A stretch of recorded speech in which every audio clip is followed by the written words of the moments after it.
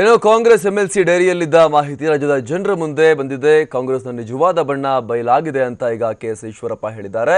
ಶಿವಮೊಗ್ಗದಲ್ಲಿ ಮಾತನಾಡಿರುವ ಈಶ್ವರಪ್ಪ, ಡೈರಿಯ ವಿಚಾರದಲ್ಲಿ ಯಡಿಯೂರಪ್ಪ ವಿರುದ್ಧ ಕಾಂಗ್ರೆಸ್ ನಾಯಕರು ತುಂಬಾ ಹಗುರವಾಗಿ ಮಾತನಾಡಿದ್ರು. ಬಿಎಸ್ವೈ ಆರೋಪ ಮಾಡಿದಂತೆ ಸಾಕ್ಷಿಯನ್ನ ಈಗ ಹೊರಗೆಲ್ಲರೂ ಕೂಡ ನೋಡ್ತಾ ಇದ್ದೀವಿ. ಕಾಂಗ್ರೆಸ್ ನಾಯಕರೆಲ್ಲರೂ ಕೂಡ ಬಹಿರಂಗವಾಗಿ ಕ್ಷಮೆಯಾಚನೆ ಮಾಡಲಿ ಅಂತ ಆಗ್ರಹ ಮಾಡಿದ್ದಾರೆ.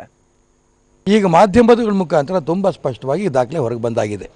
ದಾಖಲೆ ಹೊರಗೆ ಬಂದಂಥ ಸಂದರ್ಭದಲ್ಲಿ ಈ ದಾಖಲೆಗಳಲ್ಲಿ ತುಂಬ ಸ್ಪಷ್ಟವಾಗಿ ಕಾಂಗ್ರೆಸ್ಸಿನ ಯಾವ್ಯಾವ ನಾಯಕರು ಎಷ್ಟೆಷ್ಟು ಹಣ ಕೊಟ್ಟಿದ್ದಾರೆ ಆ ಡೈರಿಯಲ್ಲಿ ನಮೂದಾಗಿದೆ.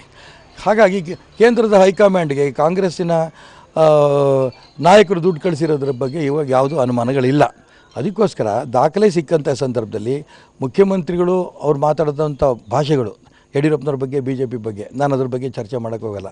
ದಿನೇಶ್ ಗುಂಡೂರಾವ್ ಇನ್ನೂ ಒಂದು ಹೆಜ್ಜೆ ಮುಂದೋಗಿ ಬಹಳ ಹಗುರವಾದ ಮಾತುಗಳು ಆಡಿದರು ಯಡಿಯೂರಪ್ಪನವ್ರ ಬಗ್ಗೆ ಮತ್ತು ಪಕ್ಷದ ಬಗ್ಗೆ. ಈಗೇನು ಹೇಳ್ತಾರೆ?